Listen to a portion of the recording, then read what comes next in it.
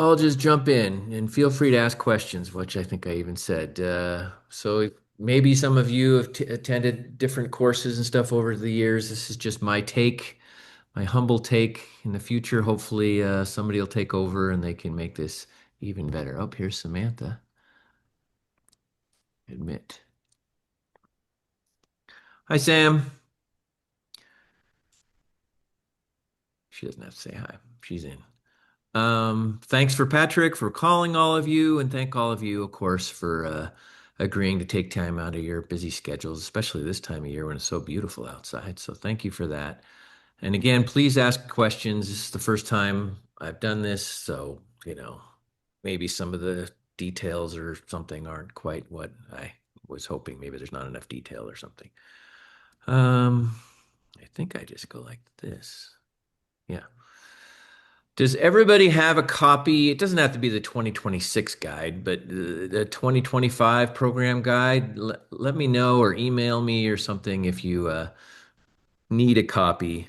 As an instructor, that's really the Bible for our club. There's a lot of good stuff from the what's it called? Teen Survival Training Survival Guide. I can't remember what it's called.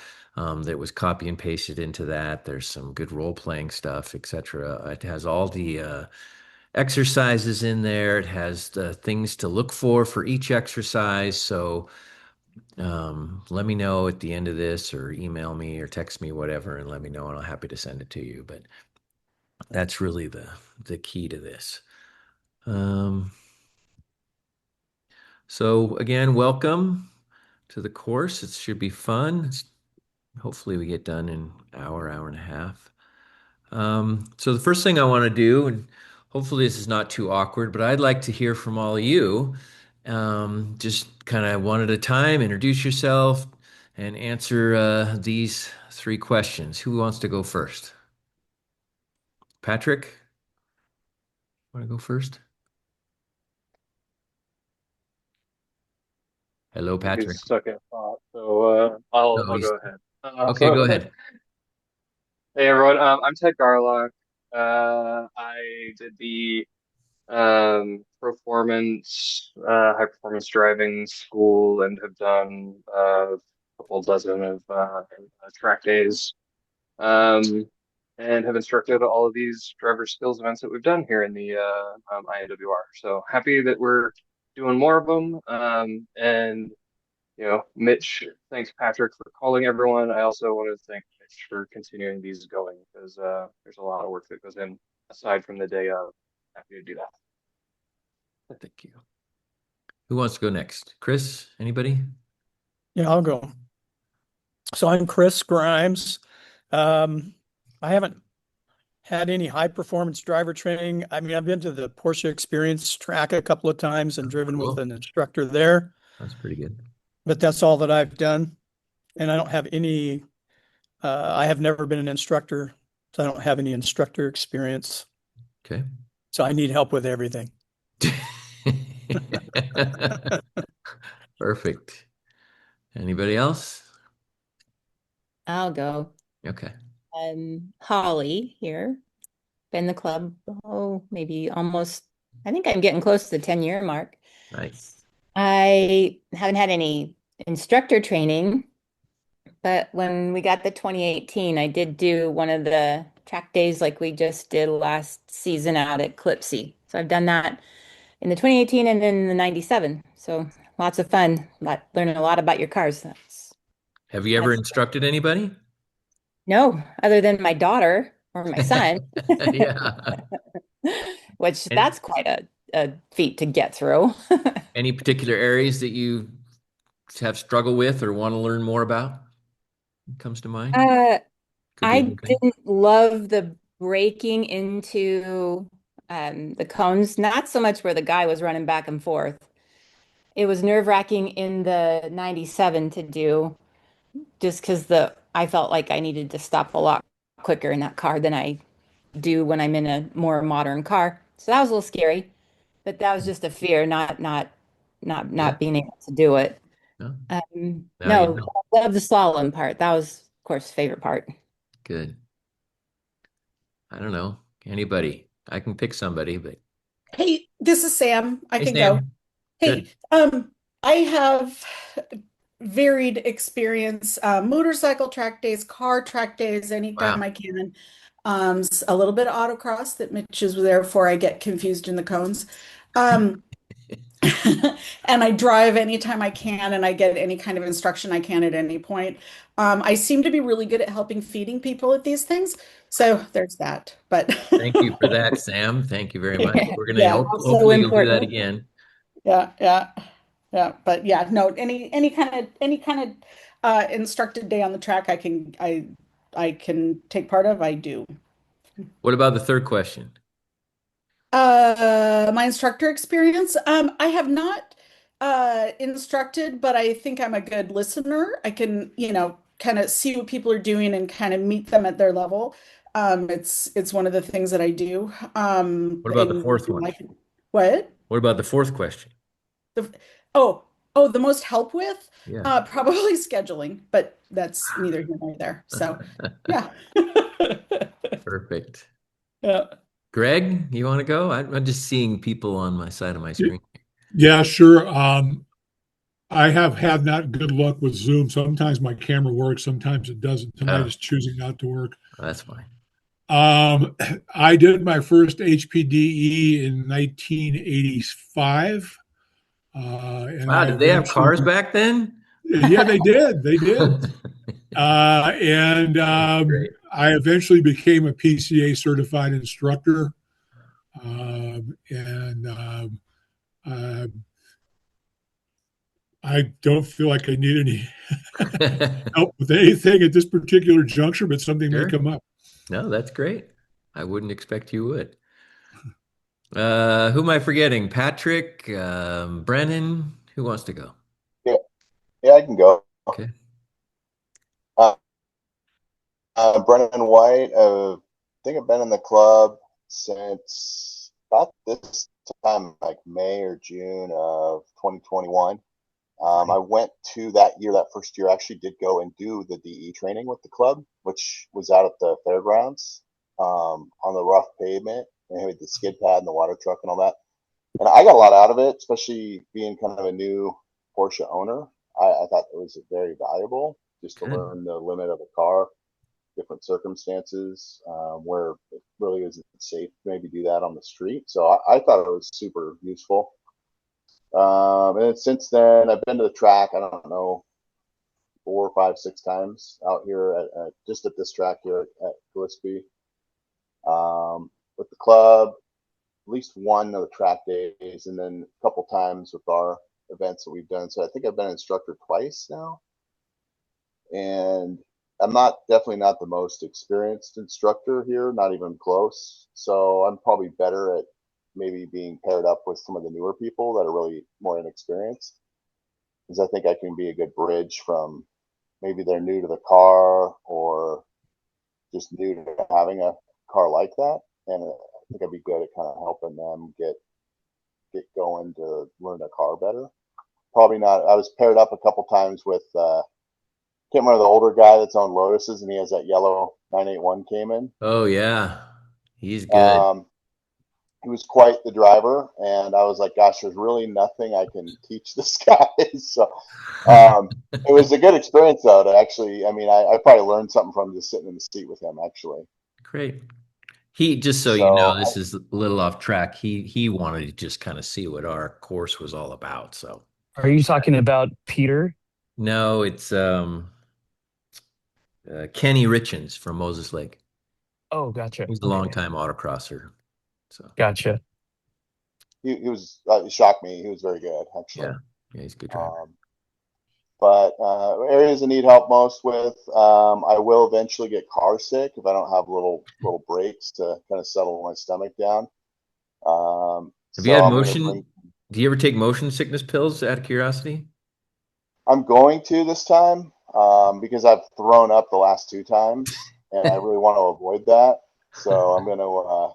I do fine Uh, as the driver. It's just being the passenger it's when I do so back to back common. to back Very that gets common. me. So. Yeah.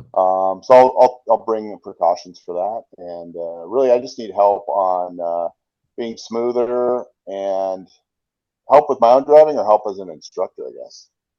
Is that, it's both, but that's um, perfect. yeah, just Who, being who, smoother and being nicer on the tires, really. Maria, you want to go? You're sitting there. I'm Brandon's wonderful background over here. I make him look good. God. I'm Maria Hartley. Everybody can see me over here. Yeah. Um, the only performance driving training I done was last year with you, Mitch. Okay. That was fun. No instructor experience. I have short of patience. I don't think I have a lot of patience, but when it comes to adults, I usually have longer patience. It's just the kids. And Brennan. He is a big kid. Yes. I need most help with a lot. So I'm there to help. I'm there to do what I can just so that you guys can have another body to help. So you just tell me what to do, and Okay, as long as I'm in town and I'm not traveling, I'll be there. great. Who wants to go next? Philip, I see you I guess popped I'll in. I'll go next. Okay. All right. So performance driving training, I have a little bit with a course I took down in Arizona, and that taught me some similar stuff to what we were doing up here. We were in standard transmission cars though, so we were trying stuff like J turns and other stuff like that. So I've taken that kind of course. It's been a few years, so the most recent stuff I've done was the two handling courses that I did with Porsche, the club out there at the raceway. Other than that, I routinely drive the heck out of my Cayman, but nothing else other than that. All right. Carmen, I don't know. I'm losing track of who's gone. You want to go, Carmen? um in regards to I've not done any high performance driving training. Okay. I've not instructed.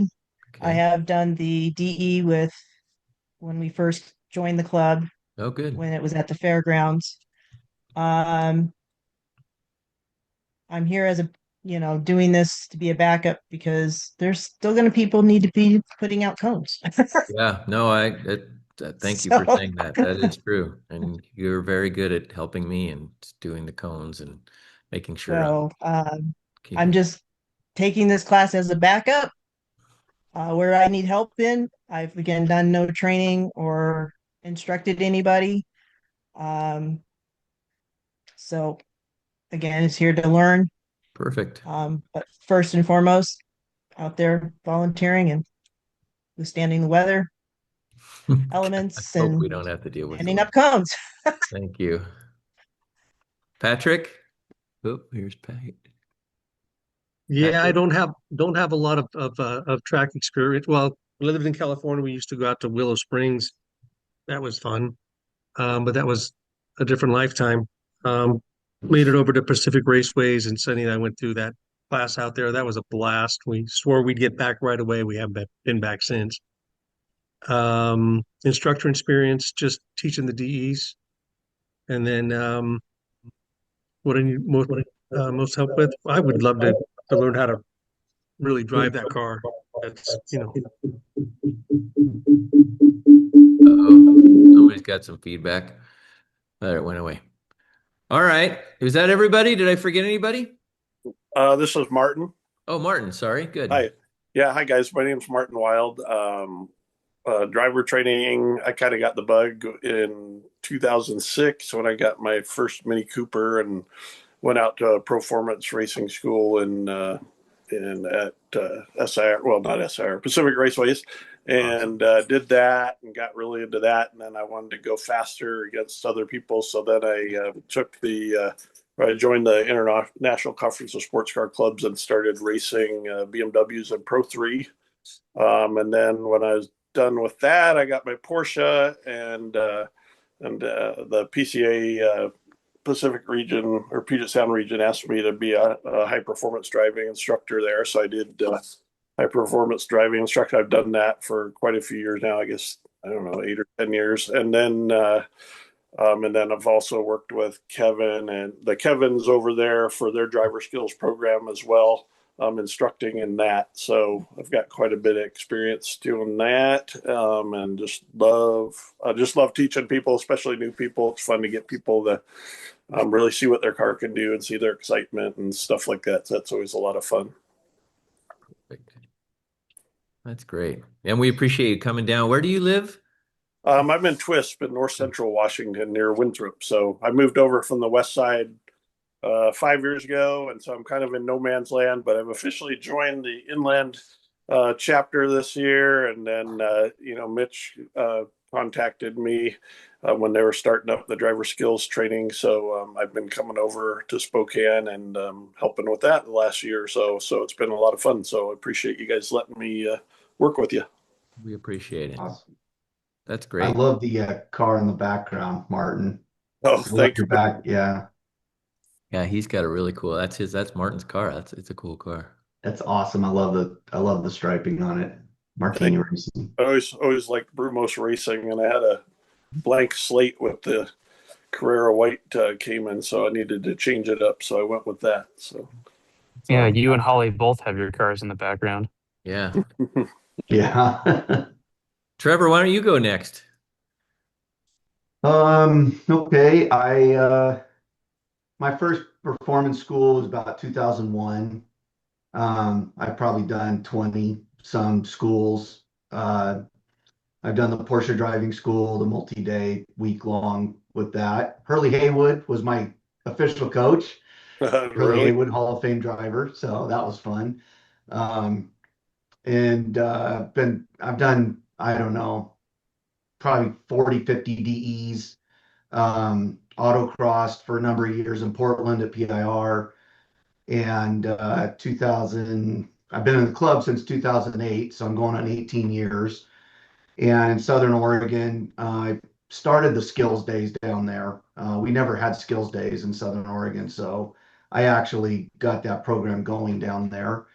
Got my race license in 2015, I think it was, um, and just been tracking for years. I mean, been driving at the track since, like I said, 2001, so 25 years or so, and love it, love it. And of course, for those of you guys who don't know, I was the CDI here, chief driving instructor from 18 to 23 or whatever. So for 5 years here. So and I've instructed elsewhere, Portland and some other things we did with Southern Oregon and Bend and stuff I did instructing. So yeah, I've been around it a long time. I'm going to have a tough job with this. So we can see you got a very wide range of experience in this group, but that's fun. Who am I forgetting? Anybody? I think that's everybody. All right. Thank you all. I learned quite a bit. So, and I'm recording this, so if you ever want to go back, I'll share it with everybody, and you can all look through it. So this is kind of might be a surprising order, but I had a number of people who came up to me and said, "Boy, I just don't feel qualified to be an instructor because I just don't really know much about my car, and the basics and how it handles, that kind of thing." So I thought I'd have 2 or 3 slides about that, just for some basics, and then we can kind of get more into the actual course. There's only like 25 total slides, so it's not going to be a long night. So the first thing, and again, we're not going to teach this in driver skills. This is just a quickie because we have some people that haven't even attended a class like this. So believe it or not, this is the best graphics I could find online for weight transfer, but it works. So as you can see, when the car is just going down the road, it has pretty much equal grip, front and rear, weight, I should say, weight on all 4 tires, 25, 25, 25, total grip, 100%. And then braking, all the weight transfers to the front tires. And more importantly, that means there's not much weight on the rear tires. We're going to get to how this matters in a second. Accelerating is just the opposite. All the weight transfers to the rear tires, so they have a lot of grip, but not very much grip in the front. And then, of course, cornering is, it goes left to right. So the left will have more, the right will have more, depending on the corner. So I guess the moral of the story is is to try to fully understand weight transfer because you can really use it to your advantage. And there's an old saying about, once you learn to drive with the steering wheel and the pedal or the steering wheel, eventually you'll start to learn with the pedals because you can use the weight transfer. And we're going to talk about that in a second, as it transfers onto the front tires. That makes the rear tires a little looser, and so the car will rotate more. And we'll talk about different braking techniques and stuff. But this is going to be a very high level thing, kind of hopefully to get everybody kind of thinking about this. And there's a ton of information about this in more detail online. So once you see, maybe write some of this down, you can, hey, I want to find out more about weight transfer and how that's going to affect my car in the corners. But I think I'm going to move on. So any questions about the basics, real basics of weight transfer? Next, we're going to talk about how to use weight transfer. No.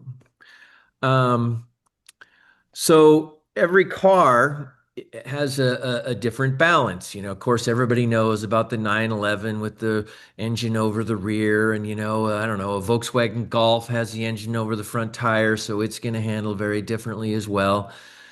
And so here's some terms that if you've never heard them before is a very, very commonly used, which is simply oversteer and understeer. And you can see oversteer is when you go into a corner, your car has a tendency. It doesn't mean it's going to just do it instantly and kill you, although I guess there could be a really badly handling car out there like that. But oversteer means that the car is going to spin out, and understeer is just the opposite. It doesn't want to turn. Now, you can, of course, do things to influence, how your car oversteers and understeers, and that's exactly what we're going to talk about next. But it is good to know those terms, and I'll probably use those in this course here shortly. One quick funny side note, though, is I shouldn't mention her name is Julie, but she was an autocrosser. She had a Subaru WRX.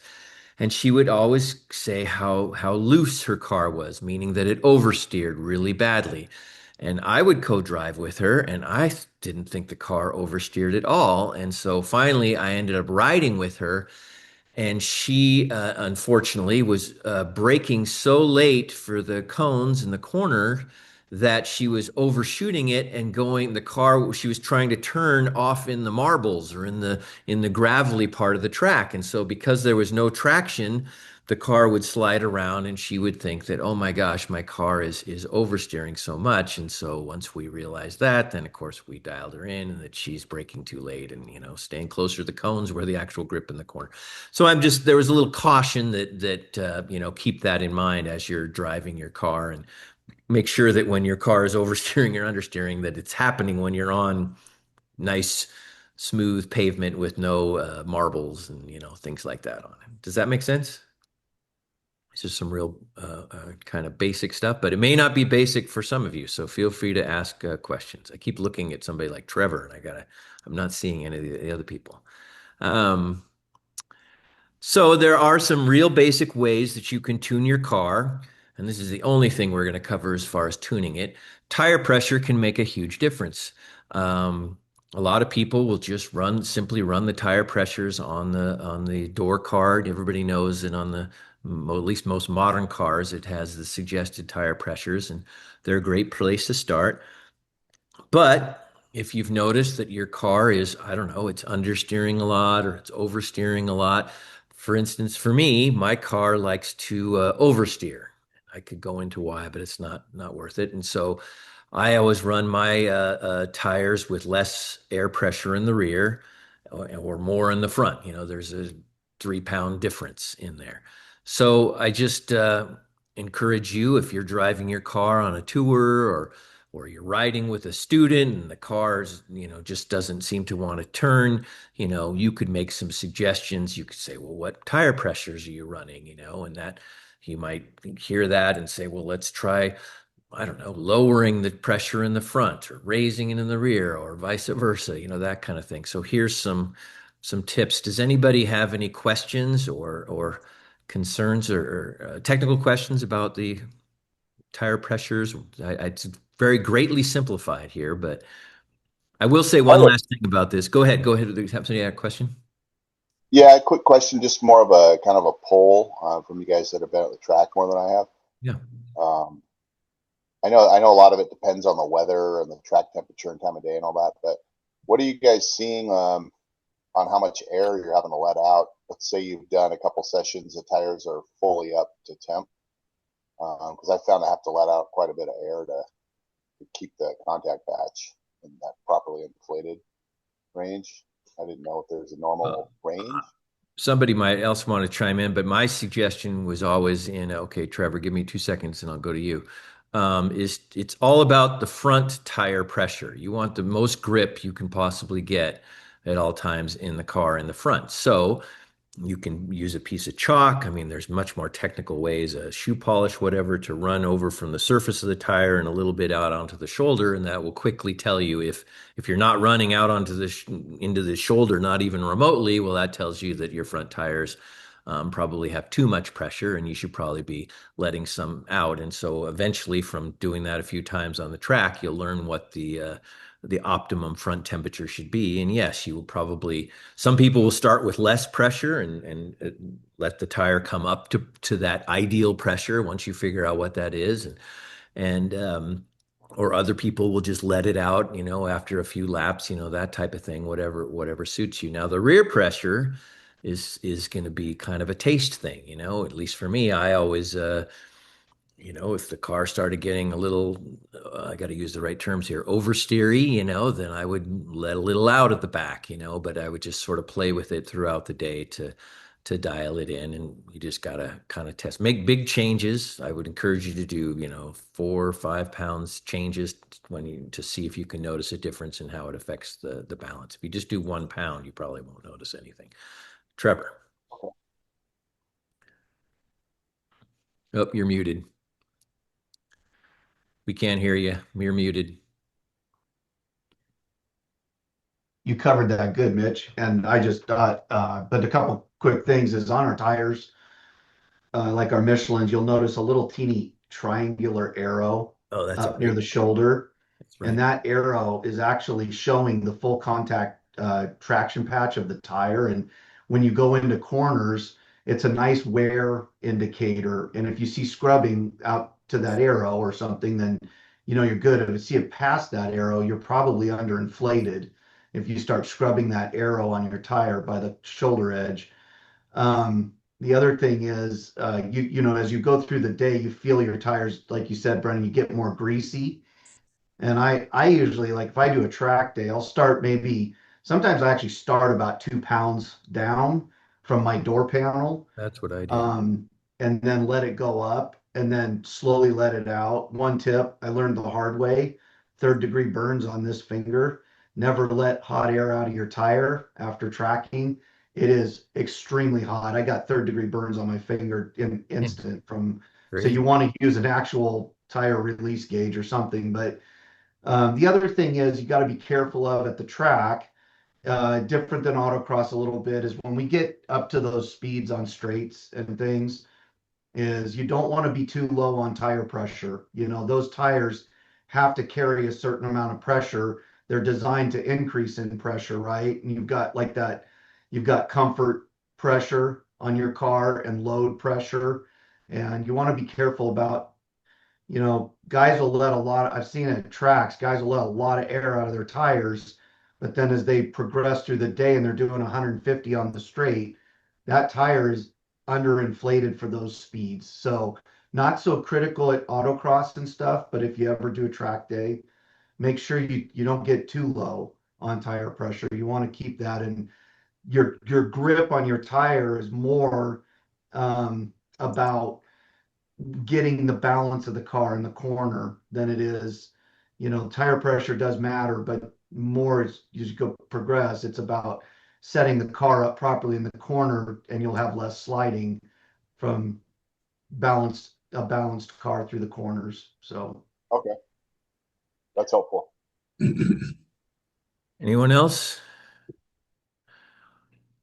All right. So again, I'm trying to keep this brief. You can find tons of research online. In my experience, tires are probably the most biggest performance upgrade that you can make. And so if you want to find out about tires, you can ask people like Greg or Trevor or Martin or whatever experienced people that have been doing this. Or you can do some of your own research. And we are so lucky because this guy has been doing this tirereviews.com. Make sure you spell tire the British way, because he's British. But he has been so thorough and so excellent about reviewing everything. You need truck tires, you need snow tires.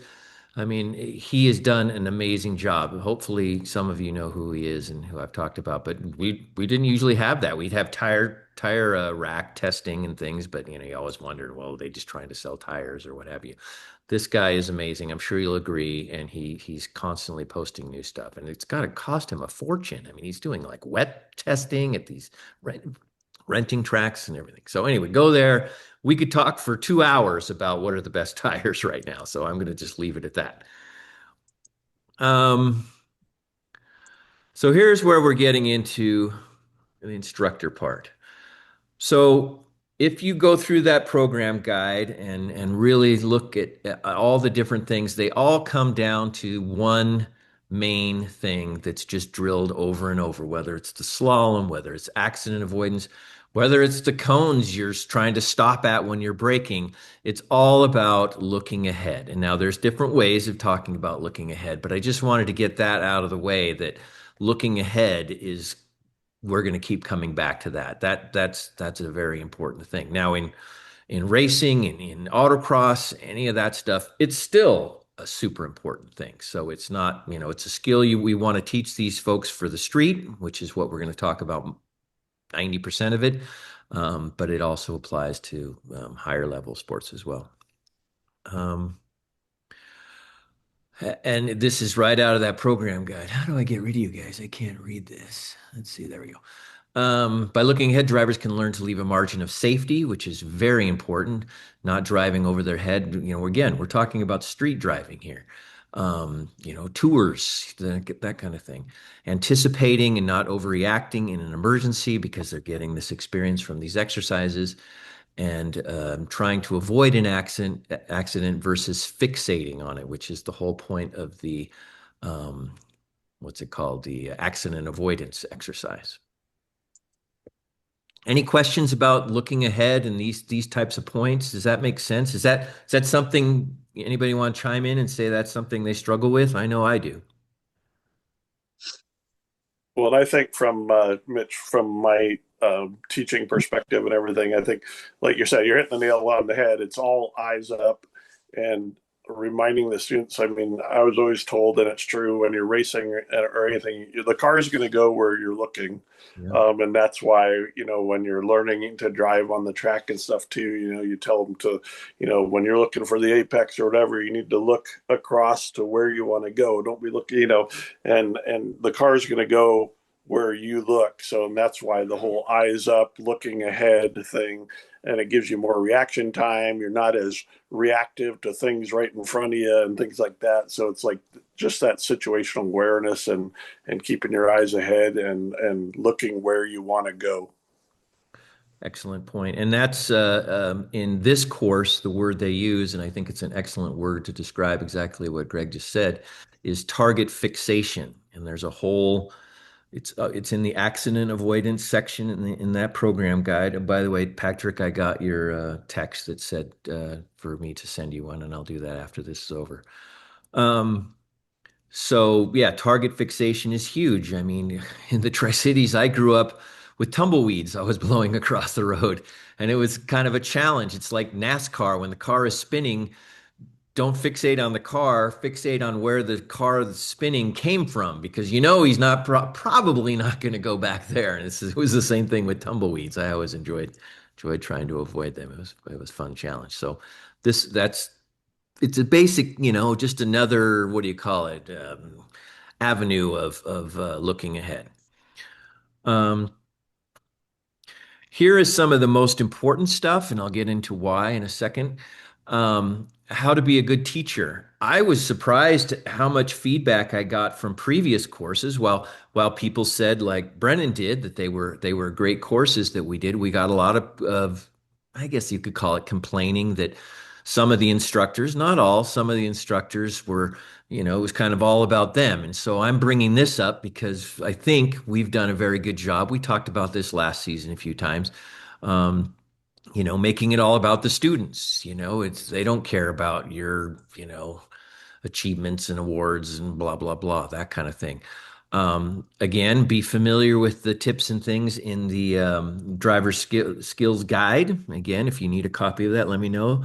There's literally some, what do you call it? Role playing, here's what happens when a student says this, you can respond that way and so on.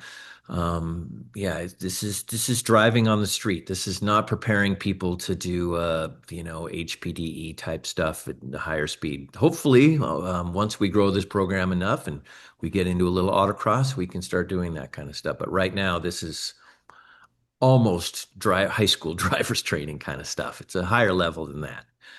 Um, let's see what I have. Focus on drivers who not do. Okay, I think I went over everything. Any questions about any of that? That's sort of a little bit of some touchy stuff there. I had a thought Yeah.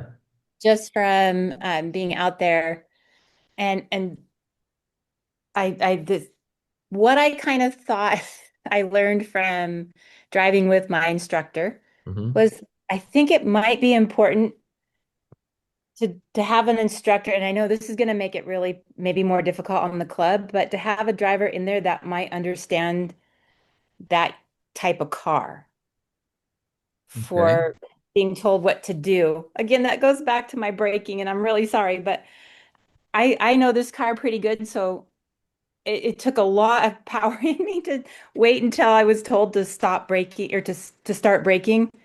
And one time I knew I should have started when I felt it because the car didn't react the way. And it wasn't, I don't think it was from the braking. I just think it was late for the type of old car it is. The brakes aren't the same, is what I'm trying to say. So that Yeah. was a little scary for me. So I thought maybe in the future to think, maybe have drivers that understand the old air-cooled cars driving for those points versus people who know the new cars, because they're a Well, lot different. I want to ask a question. And number one, do not tell anyone, including myself, who the instructor is, because it's irrelevant.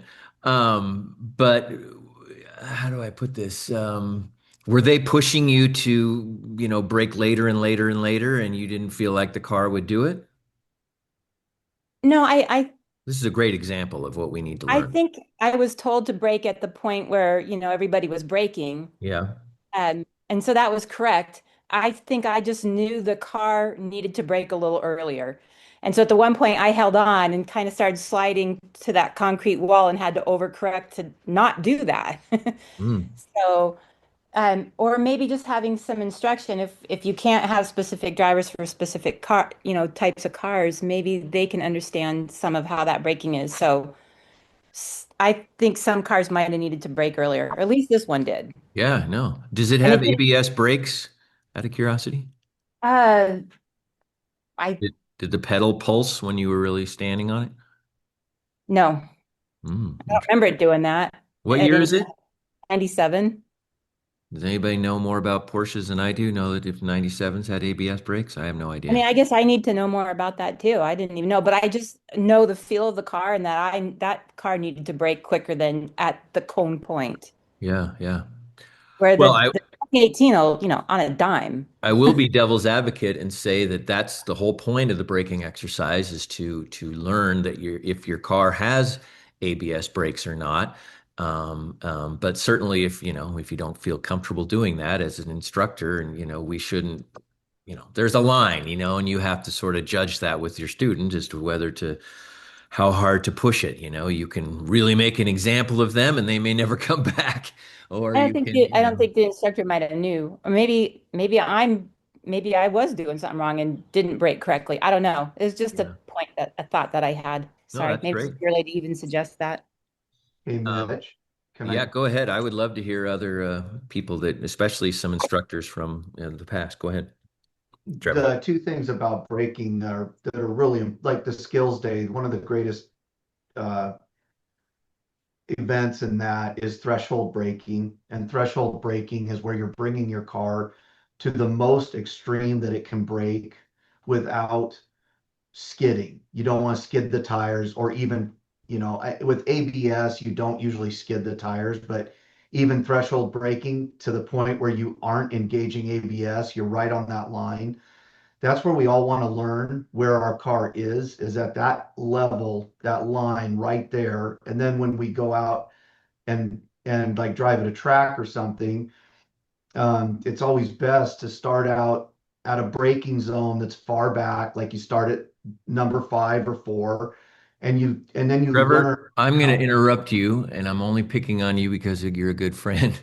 But That's we don't want to get into the track and the braking numbers and all that type of stuff because it's this is for street driving. Once we get into the HPDC stuff, then absolutely. I'm not disagreeing with you. I'm just saying in this course, their point is that people have not used their ABS brakes before ever. And so they just Yeah, want people to true. get the experience of knowing, oh my gosh, I didn't know I could stop so fast. Right.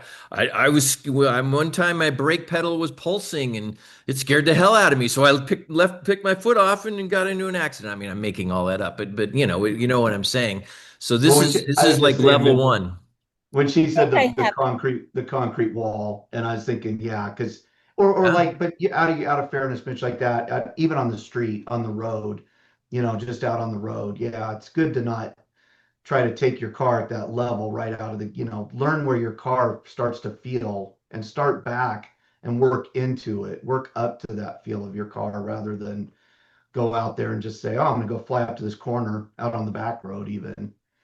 And it's good to learn where that threshold I breaking is. agree. And once you know what the maximum is with the ABS, then you can learn what, maybe a little less or whatever. Yeah, I completely agree. Sam, you I have your think hand raised. Oh, sorry. Go ahead. Yeah, yeah, I sorry. after a lot of driving this weekend with people in groups with people with old cars and new cars, we kind of had the epiphany of the driver makes the car doesn't make the driver, and the it was interesting watching the drivers with skills in the old cars without all of the nannies and all this stuff outdrive, like the guy in the GT3 that can't keep up.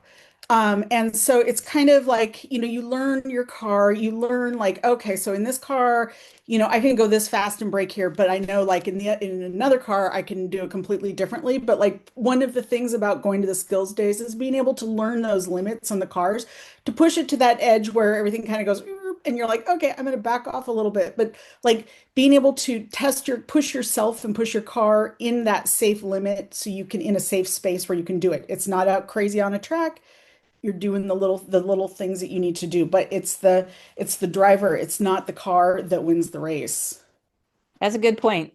Well, I'm going Absolutely. to write down, I'm taking some notes here, is maybe put something in the program guide or talk about in the driver's meeting or something. Or probably more importantly, what Holly is saying is to try, if possible, it may not be, to get people that are experienced with older cars with students with older cars.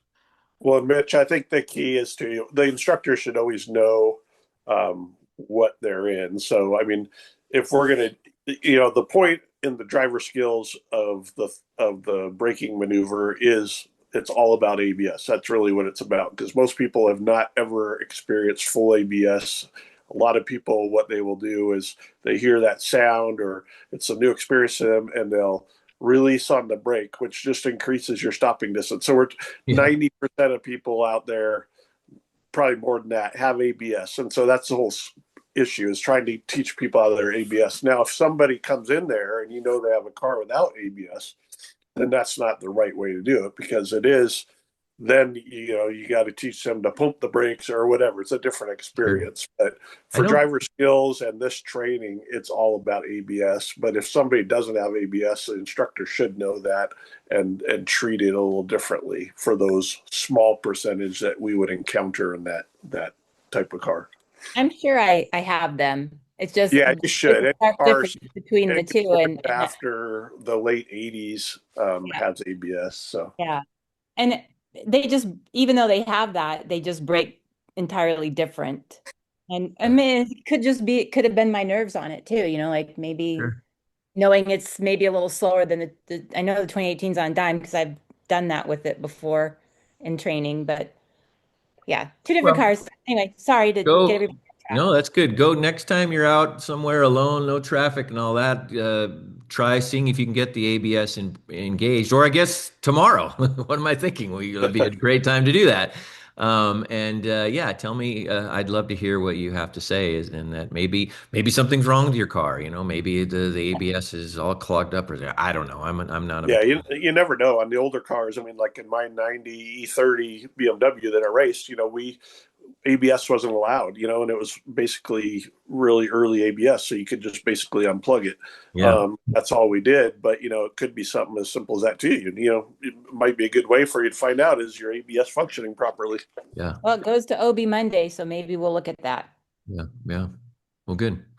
All right, good questions. I mean, I will say, hopefully, this is not getting too long for anyone, but I think this has been really good discussion. So I appreciate everyone who's chimed in.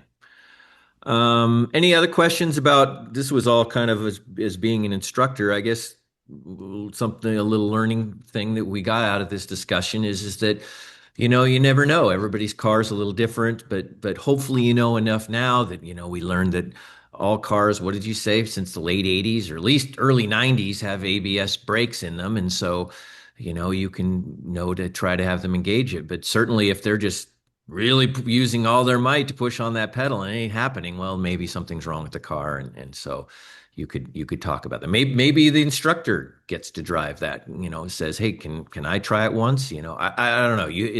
This is all, a little bit of a balance and a dance and so on. If somebody doesn't feel comfortable with you driving, then that's a-okay. There's nothing wrong with that. This is all about the students and them learning.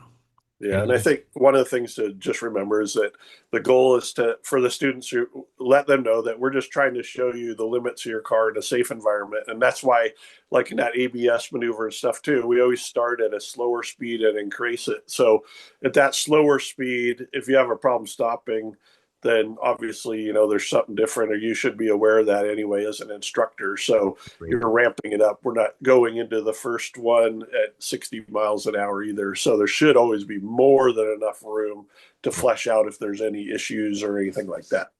That's a great point. Holly is And going one to be last, the best braking instructor we have after all this. and Who's one that? last thing on that, Trevor. Mitch, Yeah. to Martin's point about 90% of people never experienced ABS or threshold braking. A lot of students that are new to it are scared. It's actually kind of, a lot of people are scared that first time to really hit their brakes that Sure. hard. They don't want to A, hurt they their think they're, car. yeah, they're hurting their car, but a lot of people just are not familiar with hitting the brakes that hard. It's quite a reaction in the car and the force. So it's I think it was just understandable that people, the older car. get a little nervous. The 2018 wasn't scary to do. It was fun. And it wasn't at first in this one. It just, I don't know. Not you, Holly. I just think in general, in terms of instructing students, but Sure, sure. yeah. All right. Sorry, somebody's texting me. Let's 10 seconds. Smiley face. Um, One thing, oh, Mitch, I just yes, want to sir. add, I don't know if you're going to get into it, but just as far as your last slide, something being a good instructor, I think one other thing to always be cognizant of is remembering that, a lot of the people you're teaching are new at this, could be their first time or only their second, but the big thing to me always too is just not to overwhelm them. The human brain, especially when you get into high performance driving and stuff, can only handle so many things to remember at once, especially when you're new. So I would encourage instructors to never give more than three, probably no more than two or one things for them to learn in one sitting. You just like, okay, let's work on this or let's work on this. But if you go, oh, you need to do this, and this, they just blank it out and they'll be overwhelmed. Well, and I'm going to agree with you 100% and then pile on by saying that, what was I going to say? I just lost my train of thought. Oh, everybody's driving their expensive Porsche, and so it's can be a little scary whether they're, accelerating really hard with launch control or they're braking really hard. They want to know that they're not hurting anything. They're certainly not hurting their tires. That's what ABS is all about. So. Anyone else? Great points. This was a we got through this better than I thought because this is a bit of a tricky topic because it's the old, we got people like Trevor again. I'll pick on him. That's taught, super high level. I'm sure Greg is the same way, Martin, all you guys, and it's hard to sort of differentiate between the two. Oh, Sam is raising. You don't have to raise your hand, Sam. Just talk. Well, sorry, I'm being interrupted on my side here. I have a question. Are we going to have like a list of, like this exercise we work on, like on the okay, slow and, slow and steady, that kind of like, kind of like driving tips and tricks, for each exercise, kind of a list of things to look Yes. out for, things to, okay. Yes, Okay. they are all. It's not going to be tonight. They are all in that program guide, and they have been since day one. You Okay. go to the slalom, and there's like 5 things to look out for. And you go to Yeah. the whatever, so each one of those. And I could go through the guide, but I just didn't think that it was, people can read. So, but we can. No, that's fine. If I know I have to read, then I'll go find it. You have to read. And okay, well, that's a great segue because on page 3 of the student, what am I trying to say? The driver skills program guide is literally a sample guide dialogue of the kind of conversation that should be back and forth between. I mean, you don't have to learn it verbatim, but it's just you can see the style. I got a lot out of it reading it. And again, this is all from the teen driving program, but it applies to adults as well. I think you'll enjoy it and get something out of it. Again, this is all just for learning driving on the street. I guess you could say tours as well, but it's, you know, even tours is getting a little bit advanced. Um, Next slide. Okay, so now we're getting into the exercises just at a high level.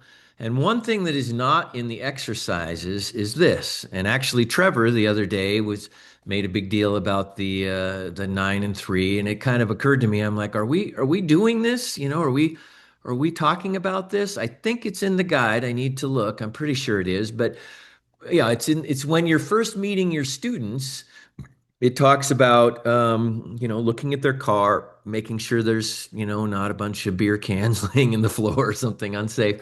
But that would be a great time to see their seating and hand position. And if you forget to do that, certainly throughout the day, you can look at that. This is just yet another thing for you to not be looking through the windshield and to be looking at them. Where are their eyes looking? What are their hands doing? I guess you can sort of see their feet.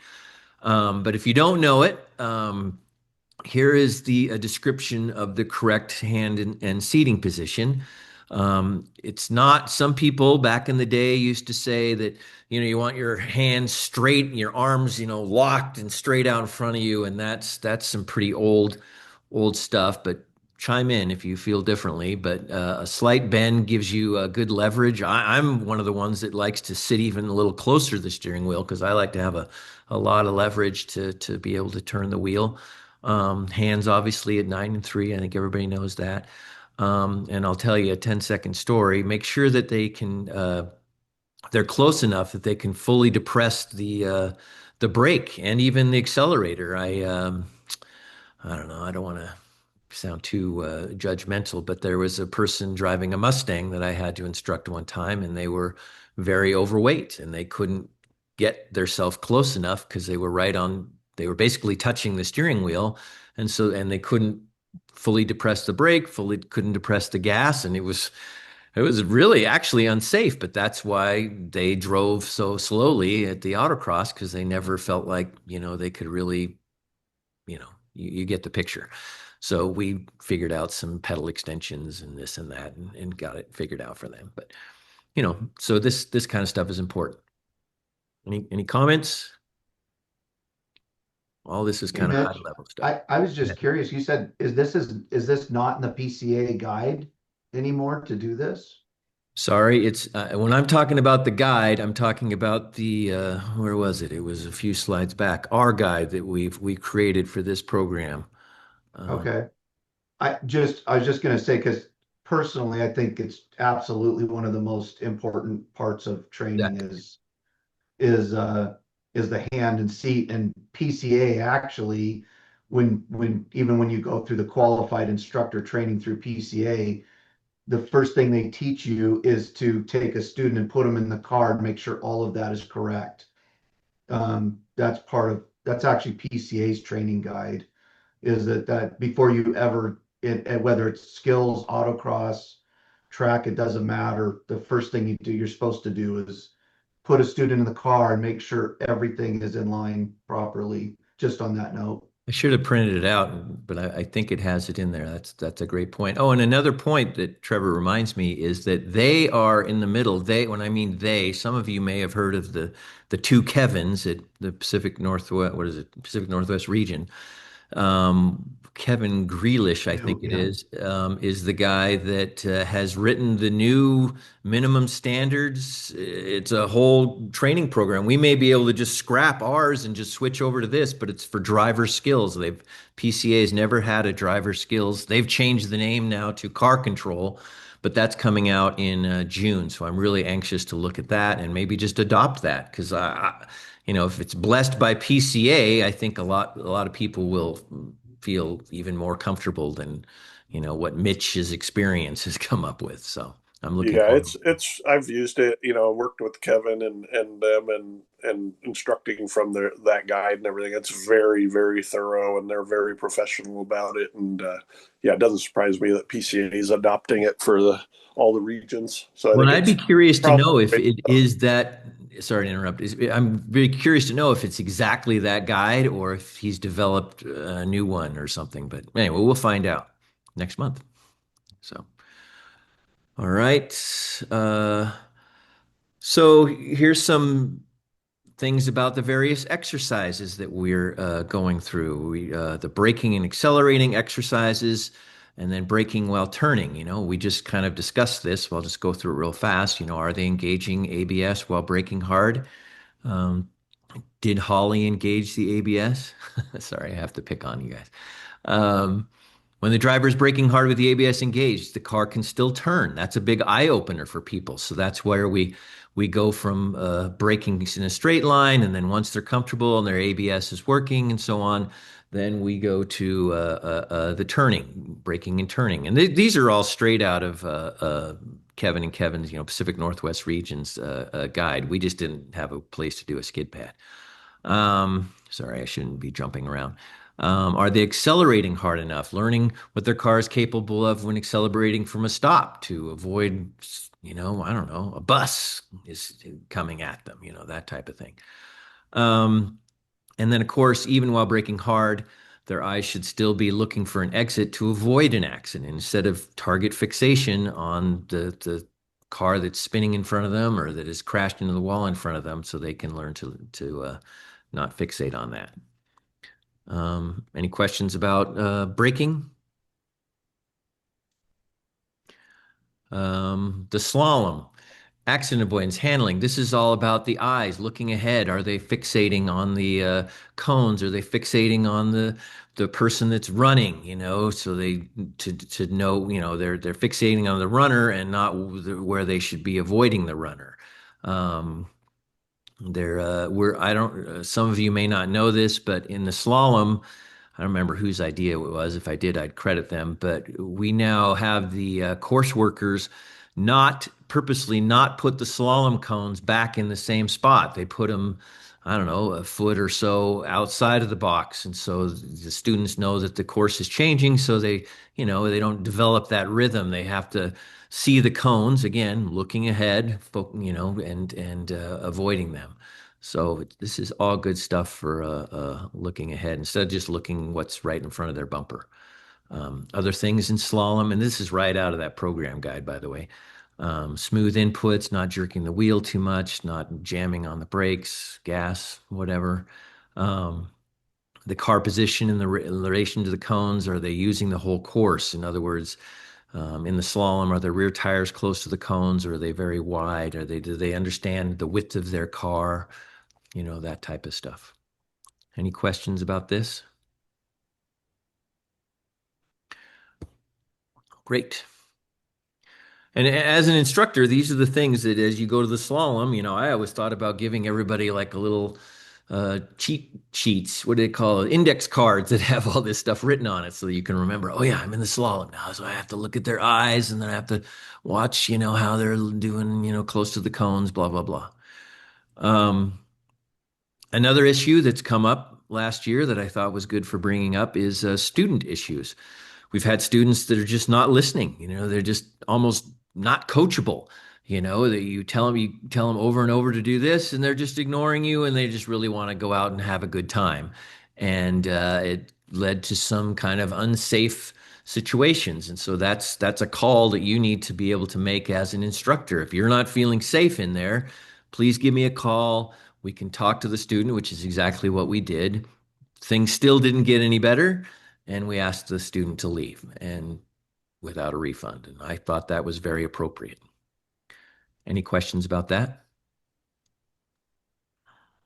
Yeah, I just would restate that it's like you're kind of in command of the ship there, and you're in charge of their safety and your own well-being. So, if give instruction or constructive criticism to them as they need it, but if they won't follow it, then you have no obligation to sit in that car because you're taking a risk with them too. And as the cars go faster, or you get into HPDE type of stuff, you have to be able to judge the character and the abilities of the person that's driving the car. So definitely take that into acknowledgement when you are instructing. I mean, I will get a little heavy and say that, you carry a little bit of responsibility with this type of stuff. So I'm just echoing what Martin just said. So don't be afraid to get a little firm if it's called for. Please share that with me if that's happened, so that I can know both sides of it. If the student is complaining, oh my instructor yelled at me or whatever, if I'd like to know that there was probably a good reason for it. Just so you know what it was is I'm not going to mention names, but it was the braking exercise, and you were supposed to accelerate to, I think you start at like 45, and then you eventually get to a maximum speed of 60 miles an hour. And this particular student didn't care. He floored it, and he was going to go as fast as he could possibly go to those cones before he hit his brakes. Luckily, he was hitting his brakes, and luckily his car did stop, but he was not listening to the instructor. I think the instructor was watching the speedometer and saying, okay, there's 50, 55, 60. All right, let's stay at 60. And he just would keep on going. So just one example. All right. Any other comment on that?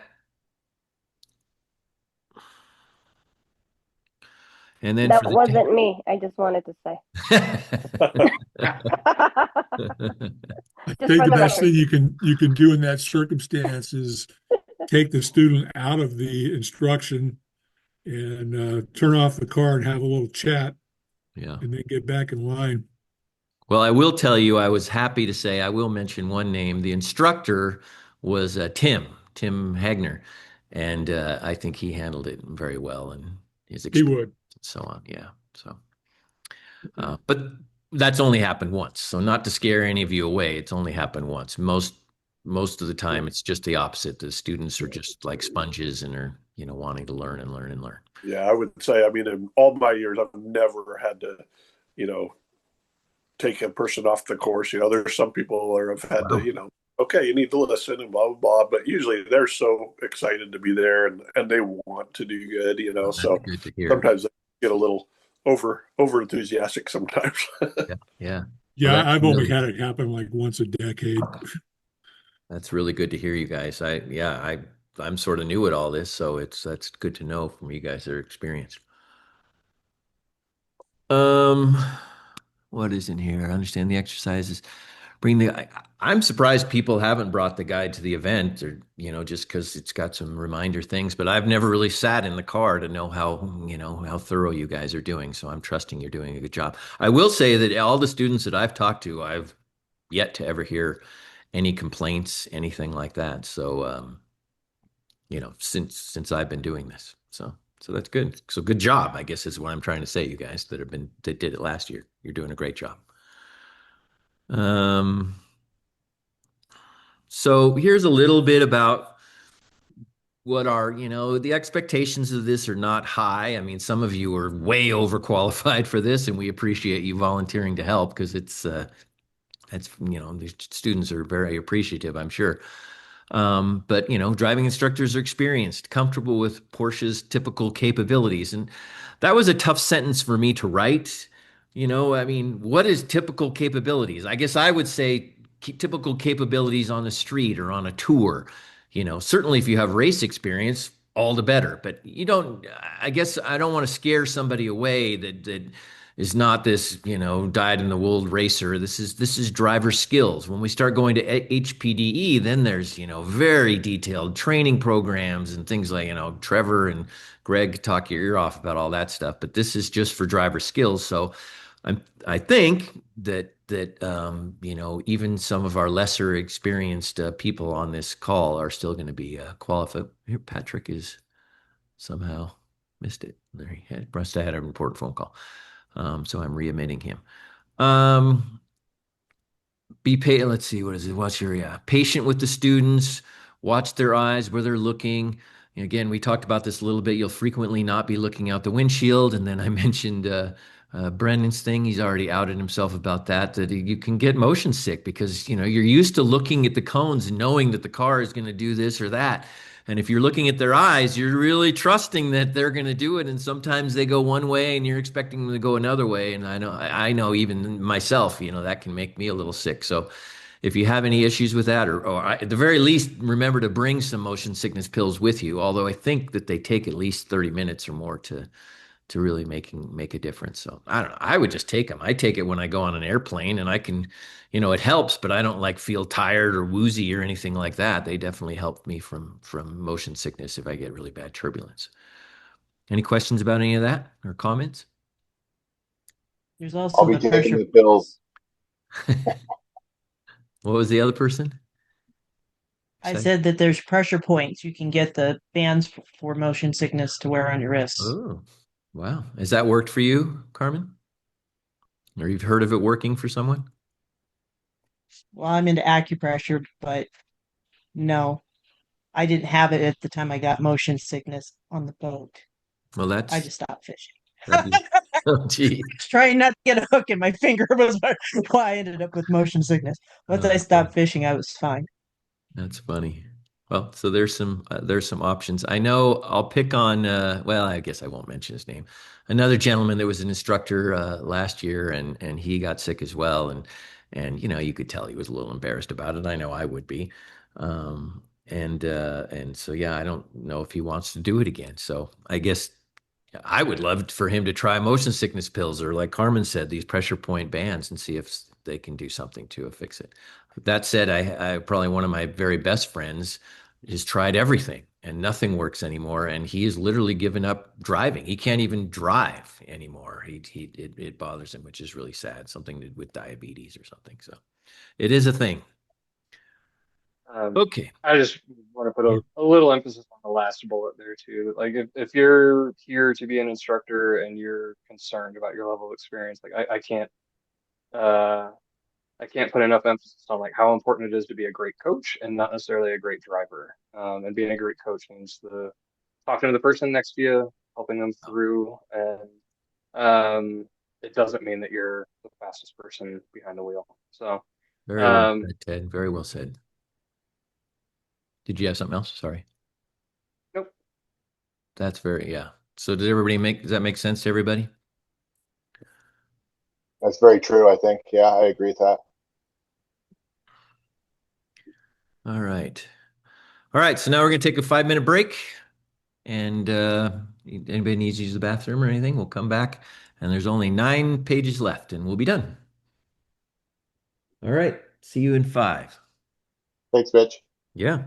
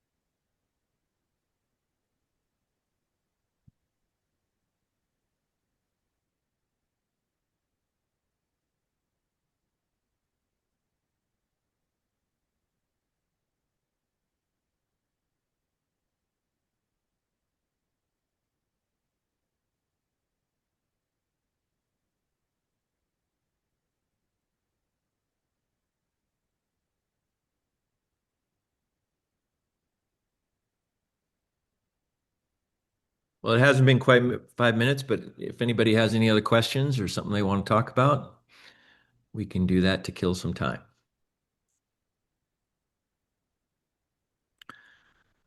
I'm really looking forward to tomorrow. I think that's going to be fun.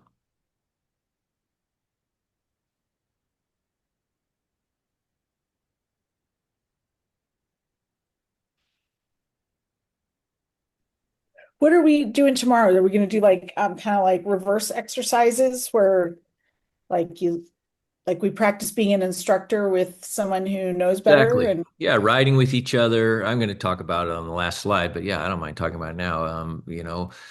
We've talked about car balance and things, so I would like some people that are maybe the less experienced people to sort of be able to feel safe, playing around with their car at the limit, try to throw it in a skid if they want to feel. There's no pressure to do anything, but it's just a great time. And then if somebody was riding with them, all the better, So just a little bit to play around with our cars, practice looking ahead, see if you get sick watching your students' eyes, while they're driving, things like that.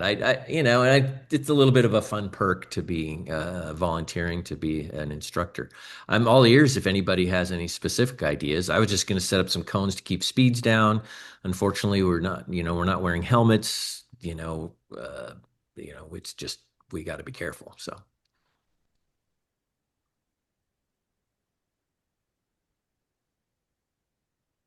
well, I'll bring a helmet if we get the whole track. do not get us kicked out, Sam. I'll have a helmet on. There's nothing wrong, right? Yeah, exactly. Well, hopefully we get enough interest in the autocross, and it's the last we sold out at the October driver skill event. Hopefully we sell out with this one and the next one, and the autocross gets a big participation, and so then I'm going to really have to start leaning on people like Greg and Martin and Trevor and who am I forgetting? Ted, about the HPD stuff, because I can get us here and through the autocross, but I'll need some help with when we go to that level. That's where there's Yeah. all the PCA rules and guides and all that stuff that I would love to learn and be a part of. That'll be fun when we can get to that point and do the HPD. It wasn't that long ago that we were doing it. I mean, there's pictures of Tony teaching those classes. It was maybe just 5 years ago, something like that. It wasn't that long ago. Yeah. Yeah, we did it back in 21 or 22. Yeah. So Did hopefully, you guys, Mitch, did you guys have any, did you cross invite over the other side of the mountains for people? Because I know the HPDE program for the Puget Sound region, I know once or twice they tried to do an event at Spokane, but they just didn't get enough people willing to drive over that far, which was weird to me because I mean, I'll that's drive it or try that's a our different path. fear. That's exactly our fear, is that's exactly what happened. And I don't know. So hopefully by kind of bringing, these groups of people up slowly, that they will feel more comfortable and more prepared to then get back into it. I mean, I don't know. Maybe some of the drivers aged out. I don't know the reason. I wasn't around back then, but that's the Yeah. whole reason we're doing this. I think it was more of a participants issue. I Are think you the talking people, about? I think the people who were experienced ended up going with turn two. Yeah.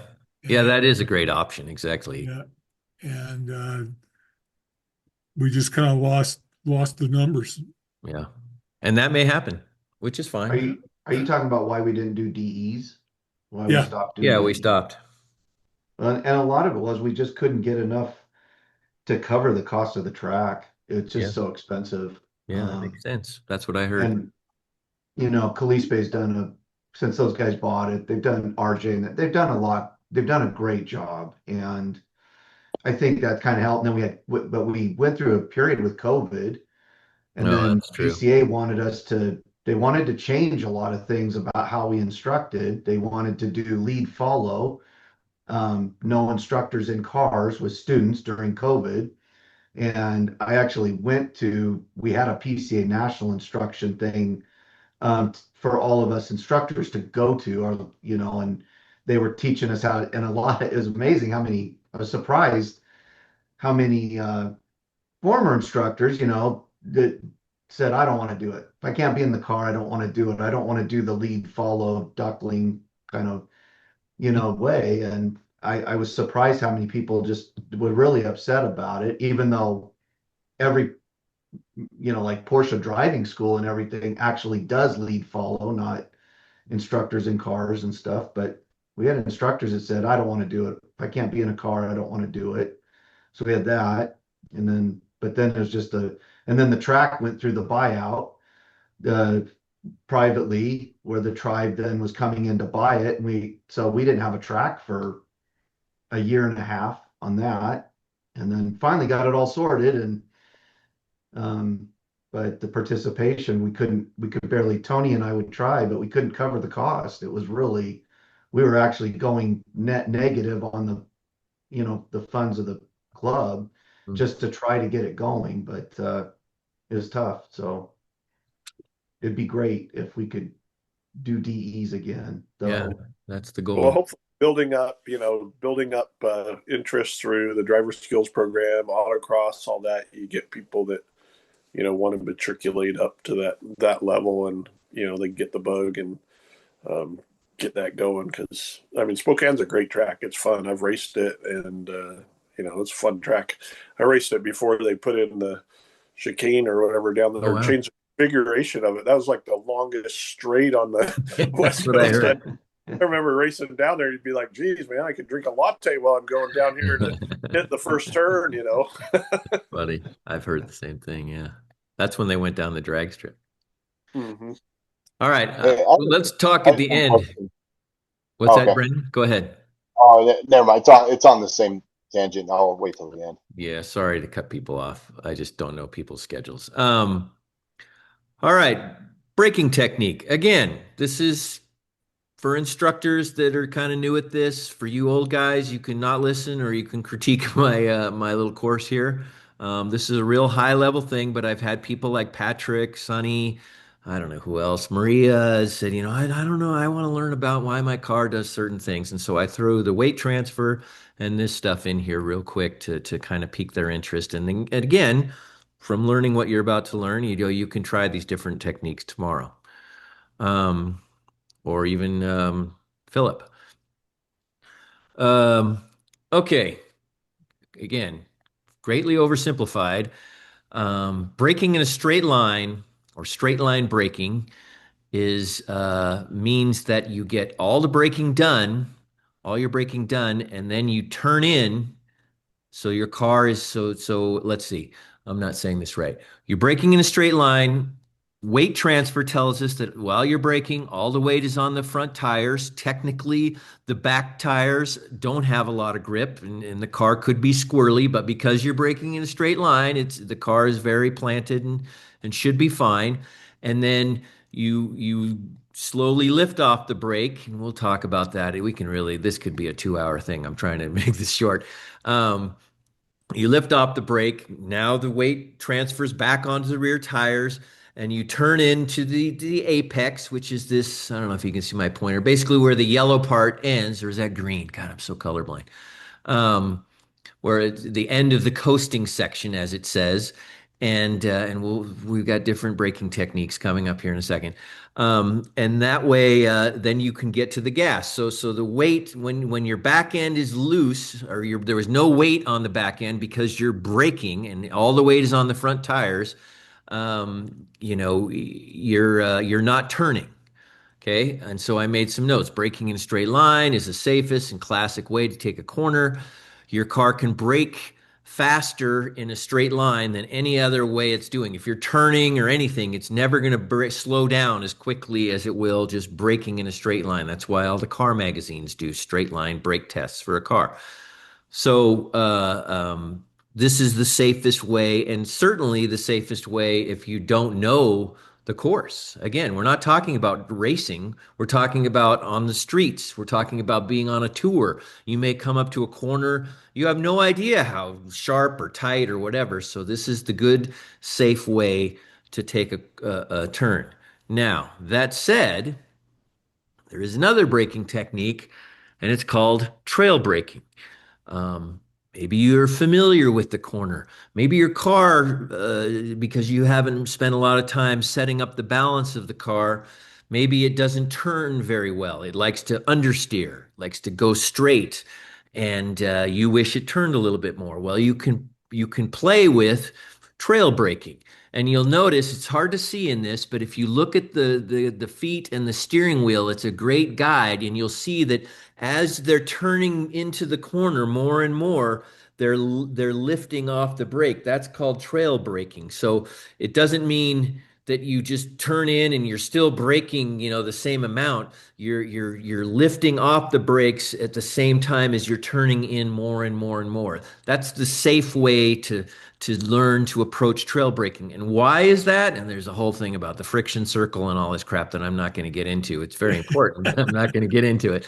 Um, but you're trying not to shock the chassis of the car. You're trying not to just turn and be heavy braking at the same time. And then all of a sudden going back to that weight transfer stuff, you're going to exceed the limit of the front tires or the rear tires. You're just trying to do this nice and smooth. And again, this is all stuff you can try tomorrow and so on.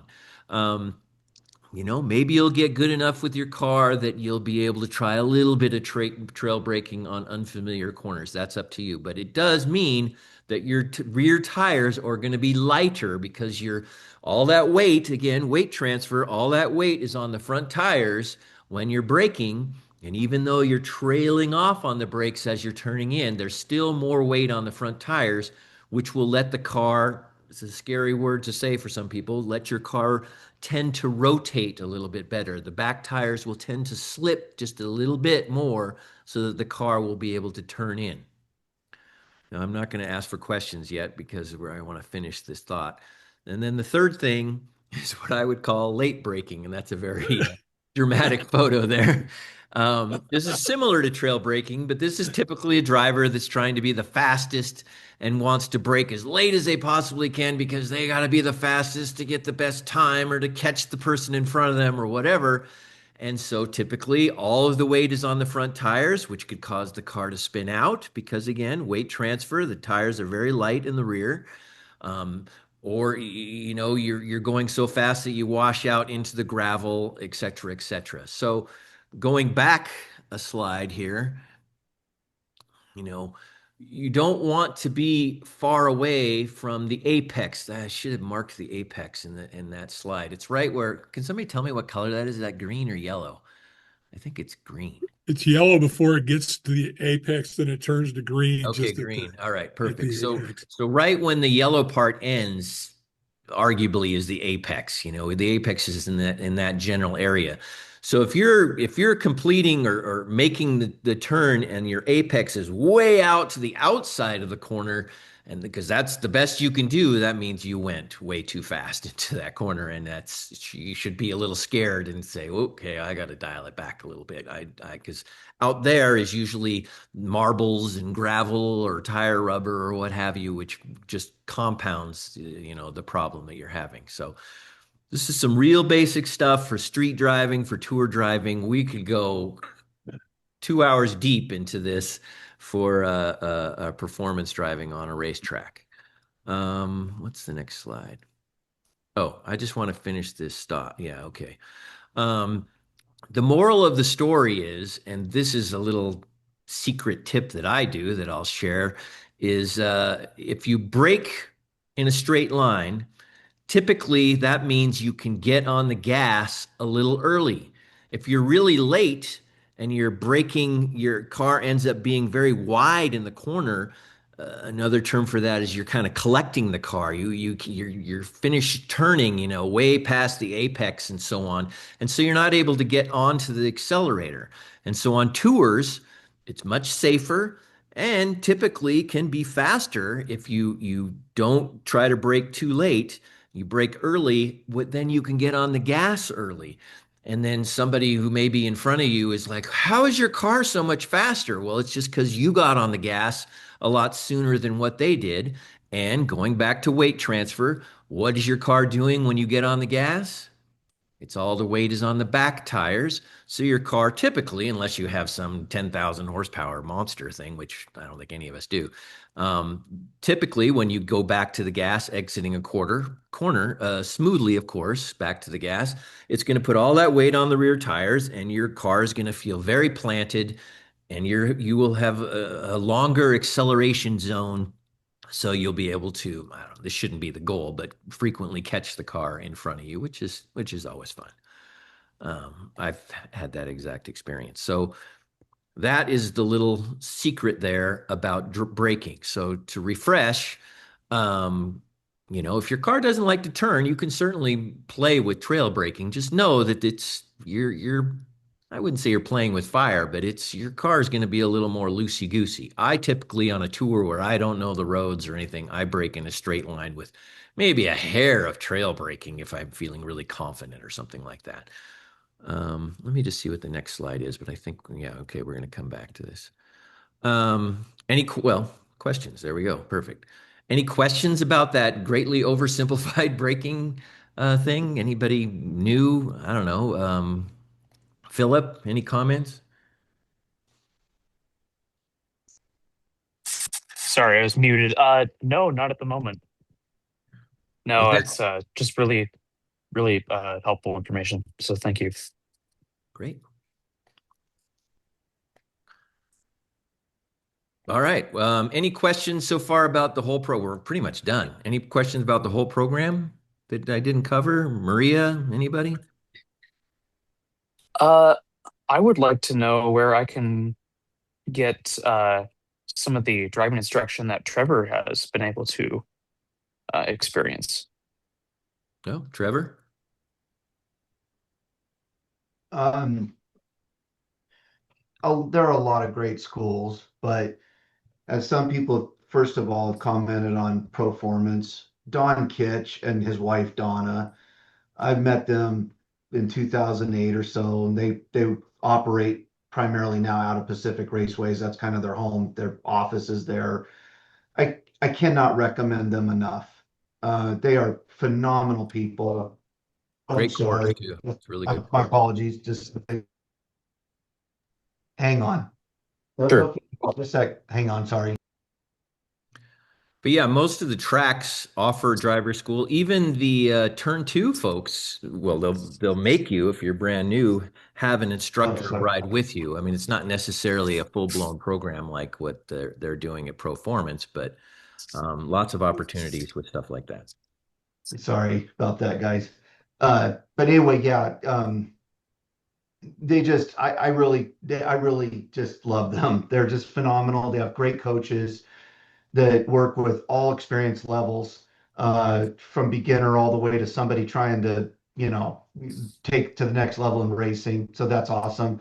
But I also can't speak highly enough about the Porsche driving school. That was phenomenal. I had done 10 different high performance schools. And then I went to the Porsche driving school, and in that week, my skills went up exponentially. It took it to another level that is hard to explain just how good it was. The all of the different courses they put you through. If you go to the one in Birmingham, Alabama, the Barber Raceway Park, the track and the circuit is absolutely gorgeous. The facilities are phenomenal, but they have a slick track out there where they have sprinklers wetting like a rubber track that where you take off all the traction control and they have you do a bunch of skills through that all in the slick track. They put you through an autocross course. They teach you to heel toe, trail braking. And the school has evolved over the years. I did it back in 2008. It's evolved over the years where there's more prerequisite schools to take, of course, but again, I just, so they've kind of broken out. I went like for a good almost a week and they've broken that out. But anyway, I've actually I've suggested it to a number of friends over the years, and they've all come back and said, "Wow, that was the best money I ever spent." And I really so those would be both Proformance in our backyard, and then Porsche driving school if you really want to take a really fun vacation, and even if you have a significant other you want to go with, the hotel and the whole entire package is great because they have a spa and everything else if somebody, isn't into the cars. So anyway, it's a great experience, but both of those schools, your driving skills will go up significantly. And So that we'll was we'll have time at the practice for you guys to talk one-on-one and so on if you want to get more information about that kind of stuff from Trevor sorry, or Mitch. Ed. Yeah, I'm but sure Greg or Yeah. Ed or Thank anybody you. chime in on that. So Yeah, because I just want to add, because I have to talk. Uh, Along with what Trevor was saying, performance is so great. Even just going out when turn two is out at open on Spokane, go like for a ride along. If you can, go find people, go do ride alongs, go drive anytime you can. Maybe pick up an autocross, go to autocross a couple times. That'll help. Like I know I learned a lot from Mitch with him. And just anytime you have the opportunity, just drive. Just do it anytime you can. great I- advice. I'd also indicate that the Porsche Experience Center down in LA has various modules you can take all the way from just an hour and a half on the track, and then a day on the track and 2 days on the track and other stuff. Uh, I was down there last fall. I'm trying to remember the name of the device, but basically you go driving across this device on polished, and it's got polished concrete on the other side, and Kick the, plate. the It's the kick plate. skid plate. Yeah. Oh, kick Yeah. plate. Yeah. Yeah, and it kicks the whole car back into the car sideways, Crazy. and you have to steer back to straight. Well, the first time you go through it, even if you're experienced, you're going to spin. Second time you go through it, you kind of catch the spin, but you sure aren't facing forward. And then the third or fourth times, you finally start to get the hang of it. And I mean, it was very, very helpful. Then there's some other stuff where you're riding along on a part of a course that has uh, water and flour, and it's like driving in snow, and you're trying to figure out how to keep your car straight, and it's going up a hill and doing all that. But anyway, it's just got a lot of great stuff, and I would entreat you to try that out as well. Awesome. Thanks, guys. Hang on 2 seconds here. Any other comments about that? I have to brag for 2 seconds and say that I'm going to go drive the Nürburgring at the end of August. So I'll let everybody know how that Mm. went. Yeah. For reals? You're not going to do a taxi? Like, Yeah, no, I'm gonna Oh, hopefully I that don't is wreck, a think good things. that is nice. definitely a bucket list item. So Been on way my to bucket go. list for my whole life. So yeah. But we were gonna be in Germany and I'm like, honey. Um, who all's coming tomorrow? Anybody wanna I am put definitely coming tomorrow. Philip? I am Greg. I'm coming. Okay. Greg. Anyone else? Brennan, Yes. Maria will be there. I'll Okay. be there. Who is I'll that? probably Carmen? be Holly. there. At least me and Lulu. I got Philip, Greg, Brennan, Maria, Sam. Who did I miss? Holly. Oh, Holly. Holly, Carmen. Carmen, Patrick. Patrick. Sonny coming? Oh yeah, Sonny's out of town. You just told me that. Duh. I eat turkey. Anyone else? Curtis, you think come? He might. It depends. Okay. Doesn't either way is fine. Travis He has a or car that he Trevor, needs to I work on. thought Trevor was coming. Trevor, you Yeah, coming? Trevor. I'll be there.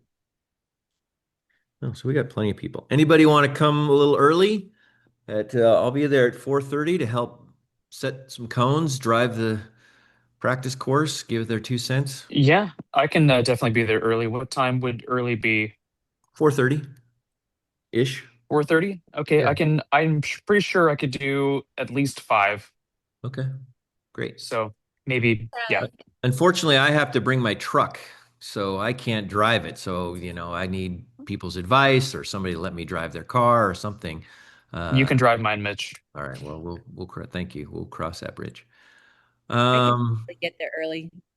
okay, good. If we get there early, we just need to go, just drive out on the track and follow it around till we get to you. Yeah, if anybody knows where the handling course was, I would, let's see, what would be the best way to do this? I haven't thought this through. Um, shoot, I'm now You drawing can a blank. send us all an email. Yeah, or maybe let's just go backwards. So let's go to the pits, and then from the pits you can go to basically the start finish line. Does everybody kind of know where the start finish? You're right next to the pits. You're driving, I don't know, 40 feet or something. So let's all meet in the pit area, and then you should see people working on the course, and we'll go backwards. So we'll go through that.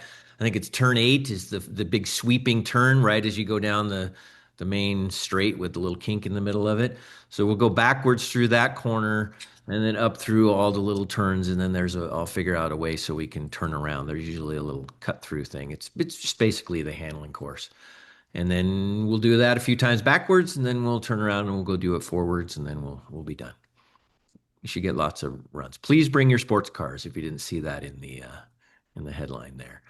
Again, the goal for this is ride with each other, watching hands, eyes, driving line, blah, blah, blah. Don't be afraid to critique one another. It's practice. And then also, if you want, this is not mandatory, but it'd be a great time to, under 60 miles an hour, please. See if you can determine how balanced your car currently is. Try dropping the rear pressure or adding rear pressure. No. Hey. What? Oh, she's talking to her dog. Got a dog. You were talking to me. I'm like, what did I Forgot I say? wasn't No, on. stop. Forgot I was on mute. No, Mitch. No, stop. We were doing I can't do got that. it. Sorry. I'll tell you, that was funny. I'll tell you a 10-second story. I used to have a WRX, Subaru WRX, four-door, very nose-heavy car that would not turn anywhere near like the Miatas I was used to. And in the stock class, you really couldn't do a lot. So I put a little bit bigger front sway bar on there to get it to turn better in the slaloms, and to be more responsive. And then my secret tip that I told one guy that went on and won nationals and actually credited with me, I'm totally bragging now, but I have to say it, is we would literally run 8 to 10 pounds of rear pressure higher in the rear. We would change the rear 8 to 10 pounds higher to loosen up the rear. And I guess because it was all-wheel drive, I never noticed like the traction coming out of corners and stuff. So I guess moral of the story is don't underestimate the power of tire pressure. People think that I got to have the exact right pressure for the exact grip all the way around on my car. But once you get the front end dialed in, we talked about, I think it was Brennan that was asking about that with the chalking, or like Trevor said, with the little triangle. And of course, once you wear over the triangle, then you try to come back, then it's hard to see where you're at. So you want to end up with, I keep saying chalk. I always liked shoe polish. You buy one of those little shoe polish things. But once you get the front dialed in, then play with the rear to get the car balanced. Put 5 more pounds of pressure in the back and see what you think. It may, if you have a powerful car, you'd be like, oh no, that's taking away traction exiting the corner. It's making my car loose now or tail happy when I get on the gas. But that would surprise me if that happens. Usually it just handles the balance of the car going into the corner under braking, things like that. But play around with it. That's what we're gonna have time to do. I have an idea for instead of chalk, what I learned at a golf school last summer through Lisa Longball, use athletic foot spray on your golf club so you can see where you're striking the ball. You could spray that on Oh, because it's white and it doesn't, perfect. yeah. There So you go. Yeah, anything that'll leave a mark that just will wear off, yeah, easily. That's perfect. Great advice. Thanks, Holly. yeah. What else? I think that might be it. Oh, here's the map to the site if you don't know it. This is coming from Hayford. You turn on Sprague, which I believe is right where that Chevron gas station is. You go through the roundabout and then you turn on to Industry Drive. You come to that intersection right there, turn left. It's sort of you'll know you're on the right road if there's like a ticket booth you got to go by. Somebody's trying to say something. Was that you, Sam? No. Any questions on does that make sense? Does anybody need to take a screenshot of that if you're not sure where we're going to meet? But it's the main pit area, right in the middle of things as you drive in. All right. Well, that is the end of my presentation. I'm going to stop. I think it is actually. Let me triple check. Yeah. I'm going to bring myself back. If anybody has any questions or they want to chat for a minute, I'll stay on for 10 minutes and and we can talk. I wouldn't mind if Ted and Martin stick around if you have a minute as well. Anybody?